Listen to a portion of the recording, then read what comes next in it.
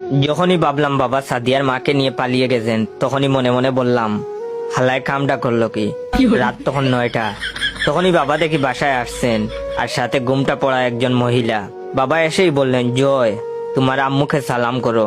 এই যে সকালে বলছিলাম না তোমার জন্য জান্নাত আনতে যাচ্ছি, এই নাও তোমার আম্মু। ওনার পায়ের নিচেই তোমার বেহেস। তোমার মা নাই এতদিন ধরে, তাই তুমি বেহেস থেকে বঞ্চিত ছিলে। আমি রাগে সাদিয়াকে কল দিয়ে বললাম, এই একটু আমাদের বাসায় আসো তো, তোমার মা আমাদের বাসায়। তারপর সাদিয়া আমাদের বাসায় আসলো। সব শুনে সাদিয়া আমাকে বলল, ভাইয়া। আমিও কোনো উপায় না পেয়ে সাদিয়াকে বললাম, আপু ওয়েট, গল্পটা শেষ করার আগে আমার অরিজিনাল টিকটক অ্যাকাউন্ট বাইসা বনফায়ার আর ইউজার নেম ইয়োর জয় অ্যাকাউন্টটাকে ফলো দিয়ে রাখেন। আজ থেকে সাদিয়া আর আমি ভাই বোন হয়ে গেলাম। এভাবে কয়েকদিন গেল। হঠাৎ বাবা আমাকে একদিন বললেন, জয়, তুমি কেমন জানি জান্নাত থেকে বঞ্চিত হচ্ছ, এভাবে চললে তোমাকে জাহান্নামে যেতে হবে।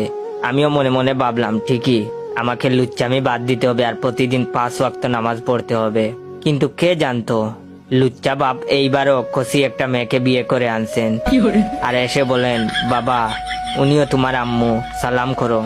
মায়ের পায়ের নিচে সন্তানের বেহেস।